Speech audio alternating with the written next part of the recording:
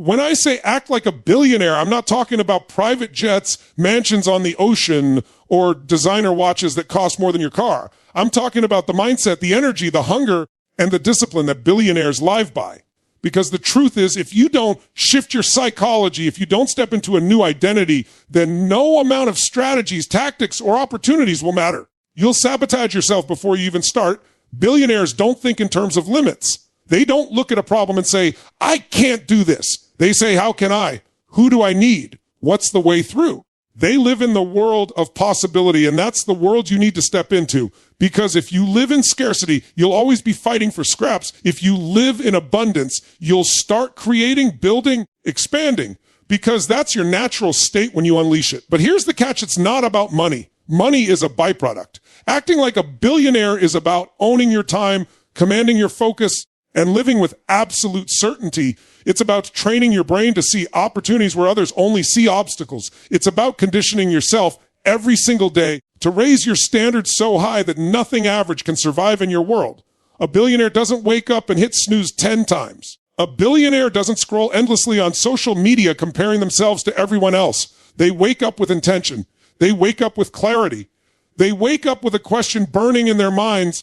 How can I make today matter?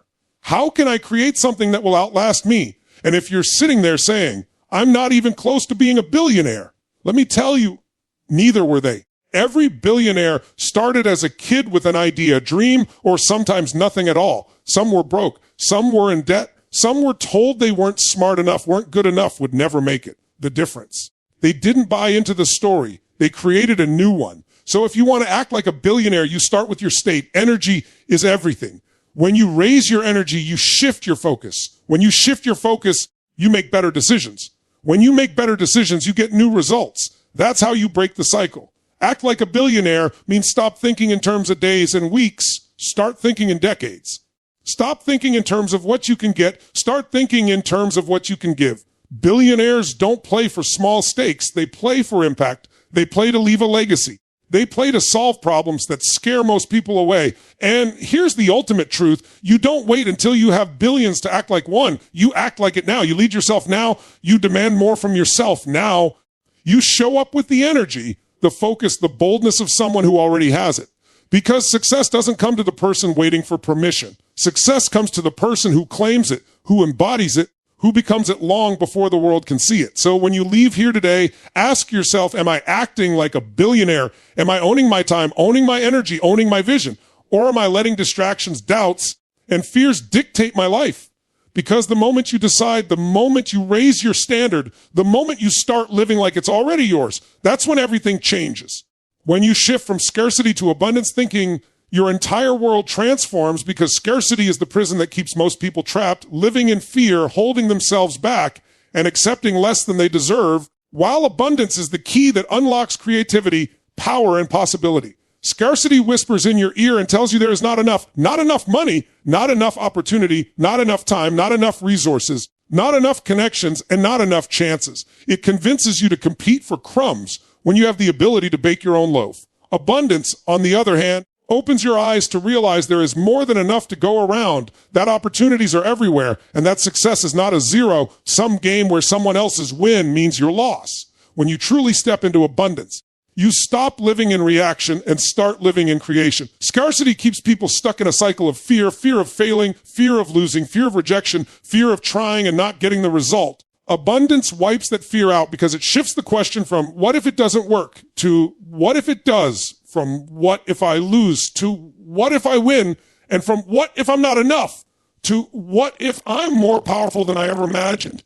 This is the difference between playing small and playing big, between settling and expanding, between merely surviving and truly thriving. When you look at the most successful people, the ones who build businesses, transform industries, and create wealth that spans generations, the common thread is not luck or even raw intelligence. It is their ability to see possibility where others only see limitation. While most people look at a wall and stop, they see a door that just hasn't been built yet. When most people shrink back from risk, they expand into it because they know the bigger the problem, the bigger the potential reward. They live in abundance because abundance teaches them that resources can be created, skills can be learned, networks can be built, and opportunities can be multiplied. Scarcity locks people into a fixed mindset where they believe the pie is limited, that there's only so much to go around, so they scramble to protect what little they have. Abundance puts you in a growth mindset where you bake more pies, create new markets, and expand possibilities for yourself and others. Imagine how your life changes when instead of asking, can I afford this? You ask, how can I afford this? Instead of saying, I can't do this. You say, how can I make this possible? Instead of thinking late, you decide just the beginning. That shift doesn't just open doors. It creates doors. Scarcity is exhausting because it makes you operate from fear.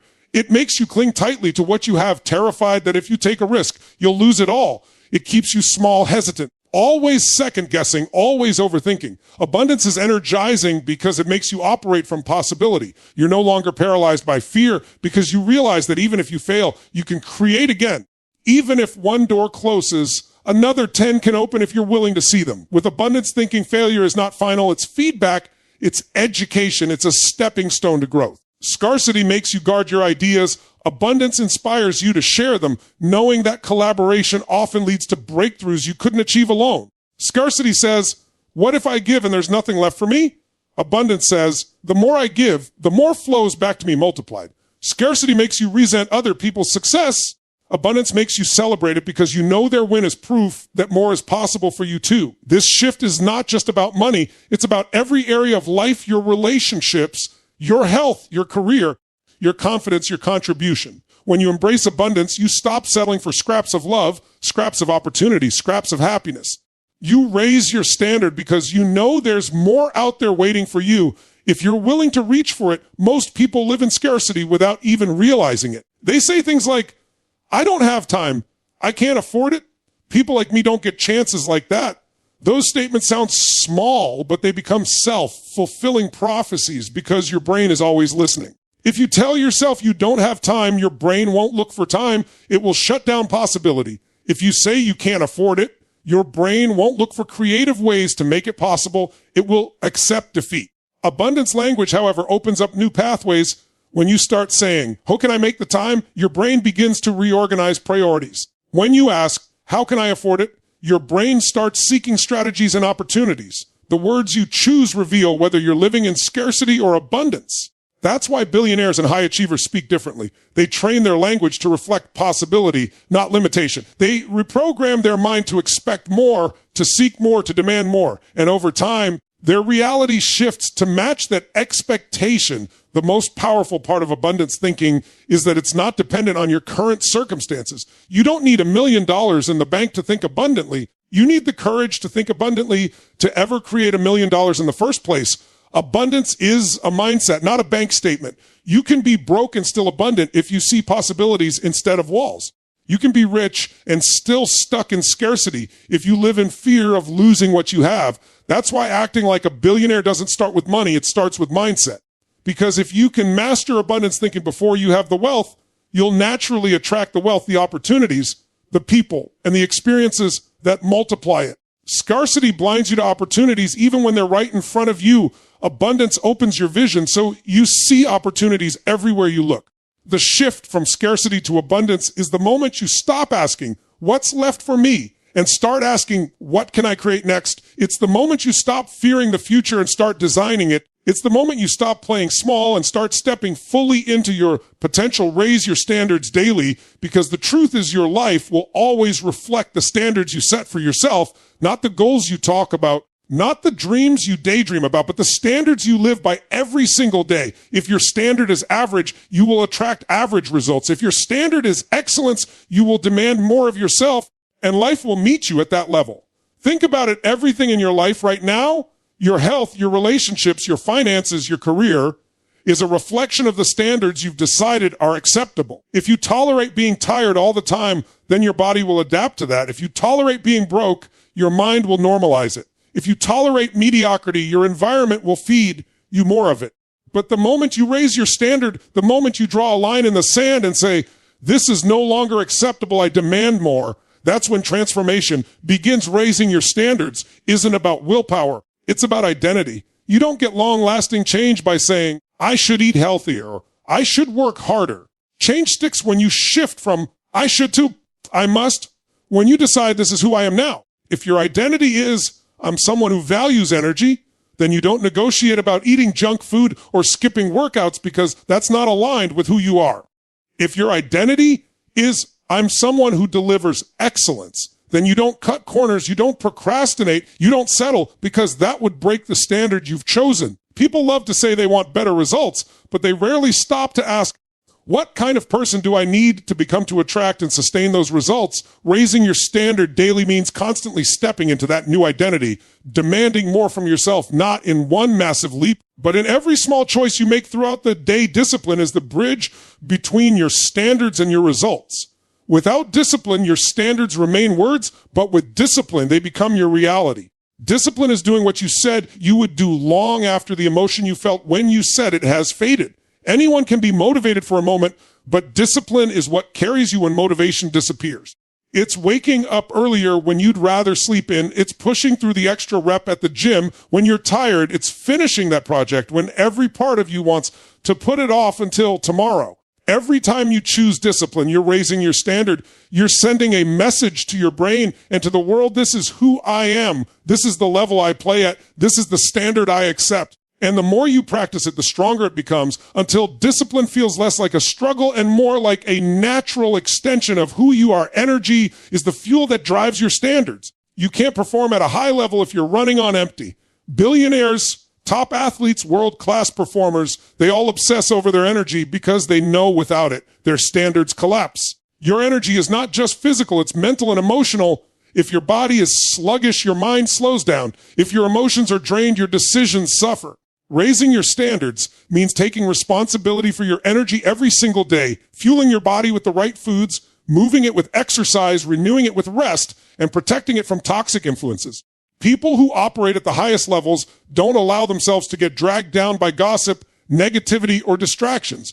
They guard their focus fiercely because they understand their energy is the currency of their success. If you want to raise your standards daily, you have to commit to raising the level of energy you bring into every room, every conversation, every project. You can't bring weak energy and expect strong results. Focus is another pillar of high standards. Where your focus goes, your energy flows, and what you consistently focus on, you create more of. Most people's standards are low because their focus is scattered. They spend their days reacting instead of creating, scrolling instead of building, comparing instead of executing. To raise your standards, you must raise the quality of your focus. That means asking yourself daily, am I focused on what truly matters, or am I wasting time on what doesn't move me forward? Am I feeding my brain with growth or numbing it with noise? Am I directing my attention toward opportunities or toward distractions? The difference between someone who lives in mediocrity and someone who lives at the peak of performance is not talent, it's focus. One wastes it, the other sharpens it like a weapon and uses it to carve their future. The key to raising your standards is to make it non-negotiable. Most people treat their dreams like preferences. They'd like to be fit. They'd like to be successful. They'd like to be wealthy. But preferences don't create change. Only standards do. If your standard is that you must take care of your health, then you don't miss workouts. If your standard is that you must provide massive value in your work, then you don't deliver late or half-heartedly. If your standard is that you must live with integrity, then you don't cut corners or break promises. Every area of your life rises to the level of what you demand of it. When you make excellence your standard, excellence eventually becomes your habit. And when it becomes your habit, it becomes your identity. That's why you don't raise your standards once, you raise them daily. Every day you ask yourself, am I living at the level I said I would live at? Am I holding myself to the person I want to become? Am I showing up at the highest level available to me right now? The truth is, life will test your standards constantly. It will throw obstacles, delays, failures, and disappointments in your path to see if you're serious. Scarcity thinkers drop their standards the moment things get tough, but abundant thinkers, billionaire thinkers, they raise their standards even higher in those moments. They don't lower the bar. They elevate their performance. They use setbacks as fuel to reinforce the identity they've chosen. When the pressure hits, they don't crumble, they expand. They don't say, this is too hard. They say, this is the standard, and I will rise to meet it. Every challenge is an opportunity to prove your standard is real, not just words. That's why discipline, energy, and focus are so essential. They are the tools that help you hold the line when life tests you, and life will always test you. And here's the most powerful part: when you raise your standards daily, the world responds. People notice. Opportunities appear. Doors open. Not because the world suddenly changed, but because you changed. You no longer tolerate less than excellence, and the world adjusts to meet you there. Relationships shift because you no longer accept toxicity. Finances shift because you no longer accept lack. Your career shifts because you no longer accept average. Everything around you reorganizes itself to match the level you've decided to demand from yourself. That's why raising your standards daily is not just an idea, it's a strategy for transformation. Because as soon as you lift the standard, you lift your life. Think in decades, not days, because the way you measure time determines the size of your vision, the weight of your patience, and the depth of your commitment. Most people live for the short term. They want results today. They want instant gratification. They want the feeling of progress without the discipline of consistency. But the people who build empires, who create movements, who transform industries, they think differently. They stretch their vision so far into the future that temporary setbacks don't shake them, distractions don't derail them, and failures don't define them. When you think in days, every small obstacle feels like a wall, every delay feels like defeat, every failure feels final. But when you think in decades, that same obstacle becomes a lesson, that delay becomes a setup, that failure becomes a stepping stone. The long-term perspective shrinks the short-term pain because you realize the game is bigger than today. Most people underestimate what they can achieve in 10 years and overestimate what they can achieve in one. They burn themselves out chasing quick wins, constantly frustrated when things don't move fast enough, when money doesn't flow instantly, when recognition doesn't arrive overnight. Thinking in decades frees you from that trap because you understand that greatness compounds. Just like interest on money grows exponentially over time, so does the interest on discipline, on focus, on learning, on relationships, on execution. One workout doesn't change your body. One book doesn't change your mind. One investment doesn't make you wealthy. But years of consistent workouts transform your health. Years of learning transform your wisdom. Years of investing transform your wealth. Thinking in decades teaches you that consistency beats intensity. That building slowly and steadily creates foundations too strong to be shaken. And that time is not your enemy, but your most powerful ally. When you expand your timeline, your vision expands with it. People who think in days set goals like, I want to lose weight for summer, or I want to make quick money this month. But people who think in decades ask, what kind of health do I want to have when I'm 50, 60, 70?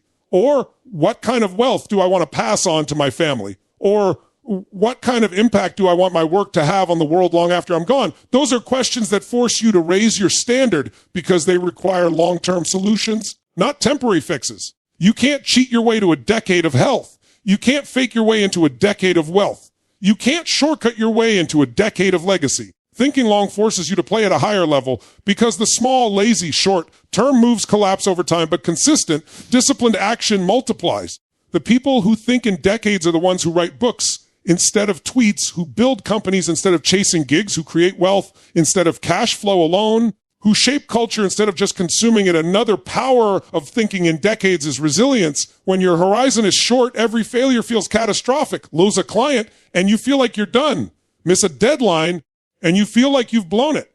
Launch a project that flops, and you feel like you should quit. But when your horizon is 10, 20, 30 years, you realize one lost client doesn't matter in the grand scheme. One missed opportunity is just a blip. One failed launch is a tuition fee in the school of mastery. You stop seeing failures as the end and start seeing them as part of the process. That resilience gives you the ability to keep showing up, to keep pushing forward, to keep experimenting, because you know that as long as you're still in the game, time is on your side. The longer you stay in the game, the more inevitable your success becomes, because the world cannot resist the force of consistency compounded over time. Thinking in decades also forces you to master patience, and patience is one of the rarest currencies in the modern world. We live in a culture of speed, of instant likes, instant food, instant entertainment, and that conditioning makes us fragile. People give up on dreams because they don't happen in a year. They abandon visions because the results aren't immediate. But patience is the armor of the visionary. When you know you're building something for decades, you don't rush the process. You don't chase every shiny object. You don't compare your year one to someone else's year 20. You stay rooted in your path, knowing that true wealth, true mastery, true legacy require time. And patience is not passive. It's active faith. It's doing the work every single day with the belief that the harvest will come, even if the seeds take years to break the surface. When you think in decades, you start making different decisions. You don't ask, what feels good right now? You ask, What serves my future self 10 years from now? You don't waste energy on petty arguments, short-term pleasures, or instant rewards because you know those things are cheap and fleeting. Instead, you invest in relationships that grow with time, skills that compound with time, businesses that scale with time, and habits that strengthen with time. Every choice becomes an investment instead of an escape. That shift in decision making creates a powerful momentum because the small sacrifices you make today compound into massive rewards in the future. Skipping a party to study doesn't mean much in the short term, but over a decade, it separates you from the crowd. Saving money instead of wasting it doesn't feel significant in the moment, but over a decade, it creates freedom. Waking up early to work on your craft doesn't always feel glamorous, but over a decade, it creates mastery. Another key to thinking in decades is legacy. When your horizon expands, your goals stop being just about you. You start asking, what impact will I leave behind? How will my family, my community, my industry, my world be different because I was here? Billionaires don't just think about income, they think about impact. They don't just think about what they can accumulate, they think about what they can contribute. Legacy thinking forces you to rise above selfishness, to operate from a higher level of contribution, to build not just for your comfort, but for future generations.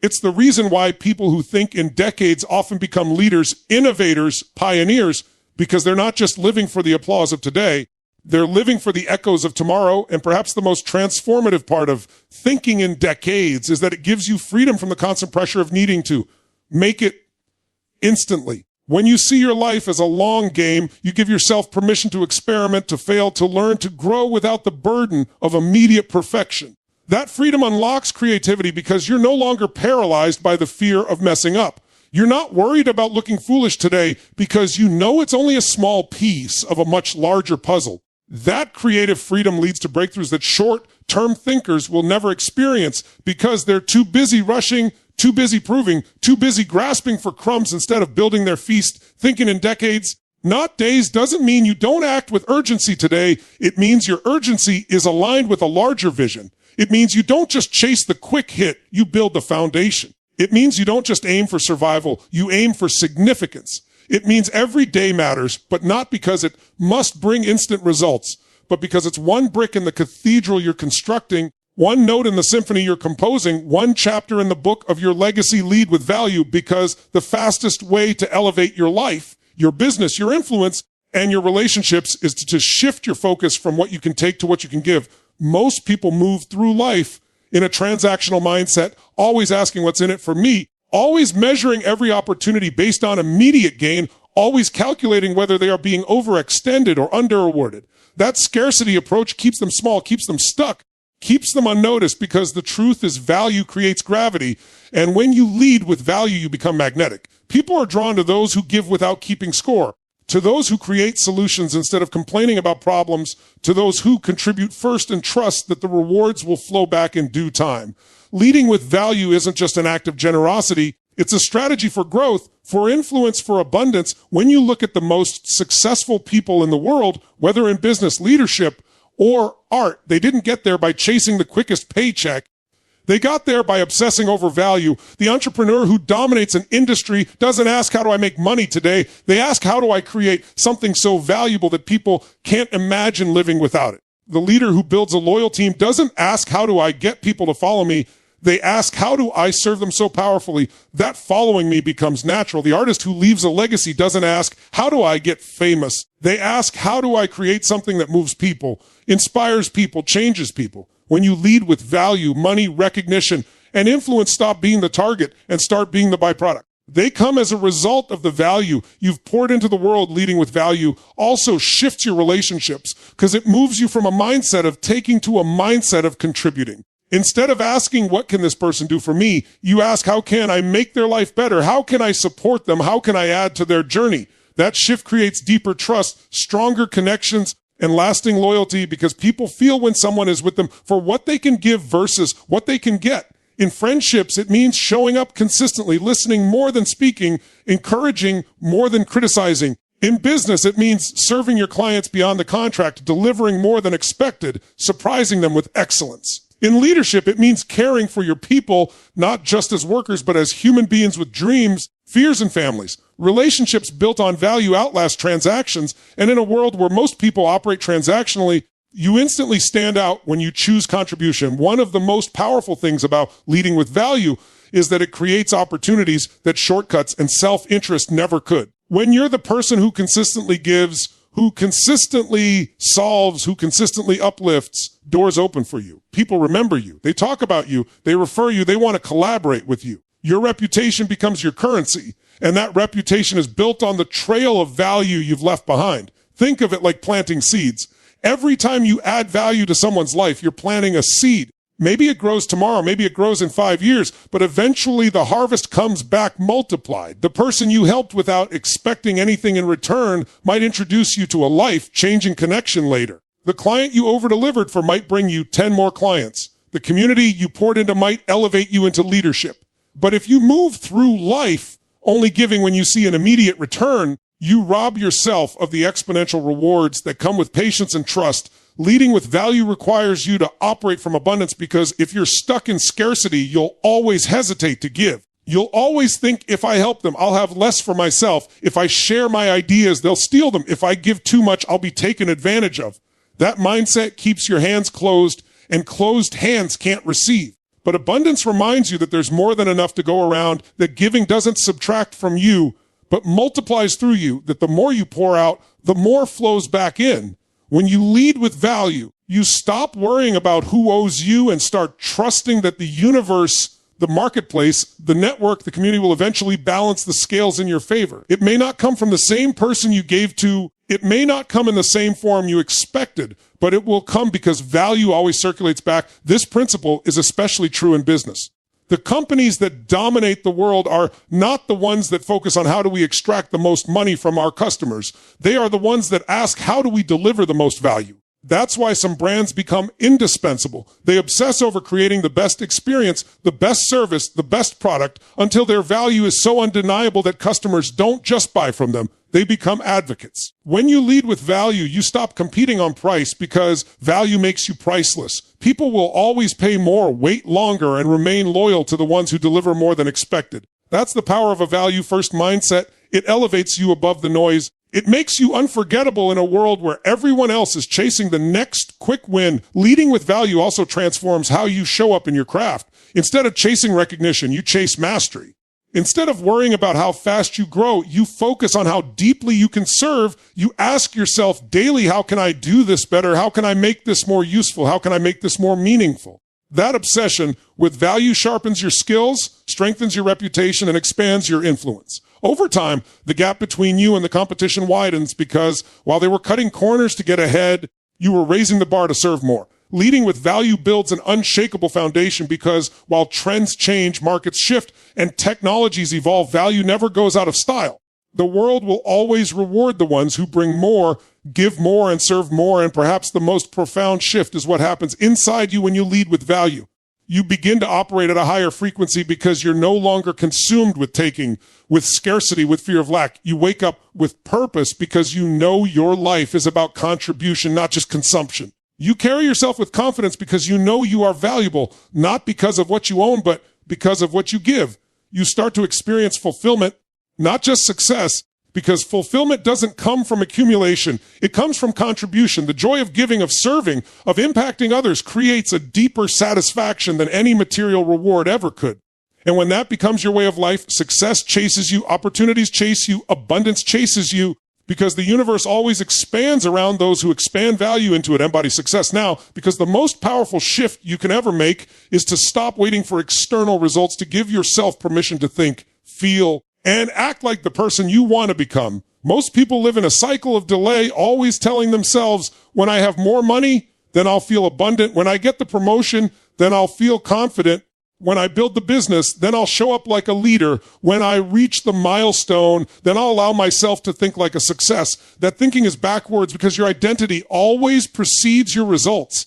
You don't achieve first and then become. You become first and then achieve. The world reflects who you are being, not who you say you want to be. If you want to attract wealth, you need to think, act, and carry yourself with the responsibility and focus of someone who already manages wealth. If you want to attract influence, you need to speak, move, and serve with the presence of someone who already has influence. If you wanted to attract opportunities, you need to operate with the certainty of someone who already has opportunities flowing to them. You embody the success before it shows up, and by doing so, you accelerate its arrival. Embodying success is about shifting from hoping into becoming. Hope is passive. It says, I wish this would happen someday. Becoming is active. It says, I am already the kind of person who creates this reality. When you embody success now, you step into a state of ownership. You no longer wait for permission. You no longer wait for validation. You no longer wait for conditions to be perfect. You start showing up today as if it's already yours. That doesn't mean pretending or faking it. It means aligning your behavior, your energy, your decisions with the identity of the future you. If the future you is disciplined, then embody discipline now. If the future you is wealthy, then embody financial responsibility now. If the future you is a leader, then embody leadership now. That embodiment rewires your brain because your subconscious doesn't know the difference between what is real and what is vividly imagined and consistently acted upon. When you act like it's already yours, your brain starts building the neural pathways to make it real, and your environment begins to shift to align with your identity. Embodying success now also raises your standards because once you decide this is who I am, you stop tolerating anything less.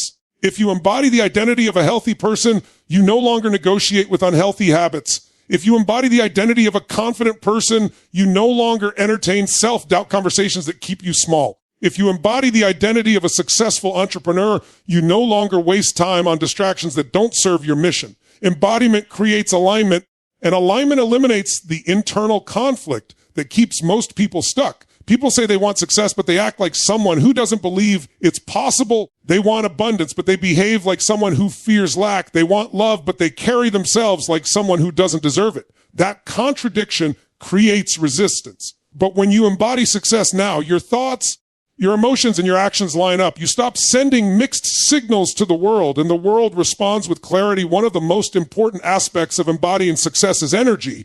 Success has a frequency, a vibration, a way it feels. When you step into a room with certainty, presence, confidence, people feel it. That energy attracts opportunities. It builds trust. It creates momentum. If you wait until you have external results to generate that energy, you'll never get there because results don't create energy. Energy creates results. Embodying success means waking up every morning and generating the energy of the person you want to be, even before the evidence is there. It's choosing to stand taller, to speak with clarity, to move with purpose, to radiate belief.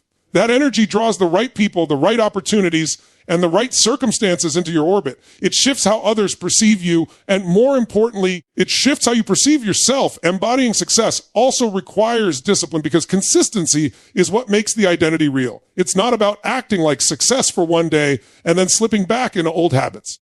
It's about choosing day after day to live in alignment with the higher version of yourself. Every decision becomes a vote for the person you are becoming. Do you hit snooze or do you get up and execute? Do you waste hours in distraction or do you invest them in growth? Do you give in to fear? Do you act in courage? Every small choice reinforces the identity. The more you embody success, the less effort it takes because it becomes who you are. Identity is powerful because once something becomes part of your identity, you no longer have to push yourself to do it. You naturally live it. That's why embodying success now creates momentum faster than waiting for results. You don't have to force discipline when you already see yourself as disciplined. You don't have to force confidence when you already embody confidence. You don't have to force leadership when you already live as a leader. Another key element of embodying success is visualization combined with action. You can't just sit and visualize the future version of yourself. You must also act on it daily. Visualization primes your brain. It rehearses success in advance. It gives you clarity on who you're becoming. But action grounds that vision and reality. When you embody success, you combine both. You visualize yourself delivering with excellence. Then you take the action to deliver with excellence. You visualize yourself managing wealth responsibly. Then you make decisions today that align with that vision. You visualize yourself being a person of influence. Then you show up today and speak with influence. This blend of imagination and execution creates acceleration. You begin to collapse the gap between who you are now and who you want to become because you're living both simultaneously. Embodying success now also frees you from the trap of waiting for external validation. Most people hold back because they're afraid of judgment. They don't act like leaders because no one has called them a leader yet. They don't act like creators because no one has given them a platform yet. They don't act like influencers because no one is watching yet. But the truth is, people don't follow titles. They follow energy. If you embody success, if you carry yourself with certainty, if you show up with presence, people will begin to recognize you as the very thing you decided to embody. The world doesn't crown you first, you crown yourself first. When you claim it internally, the external recognition eventually follows. But if you wait for the world to give you permission, you'll wait forever. Perhaps the deepest transformation that comes from embodying success now is the way it rewires your sense of worth. You stop chasing success as something outside of you, as something you need to earn to prove your value, and you begin to realize that your value comes from within by embodying success. You're declaring, I am already enough, I am already worthy, I am already capable. And from that state, you create results not out of desperation, but out of overflow. You stop trying to get success to validate you, and instead you create success as an extension of who you already know yourself to be. That shift creates peace, confidence, and fulfillment. You're no longer chasing success. You're expressing success. You're no longer trying to become worthy. You're living from the truth that you already are. And when that becomes your reality, success stops being something you're chasing in the future and starts being something you're embodying in the present.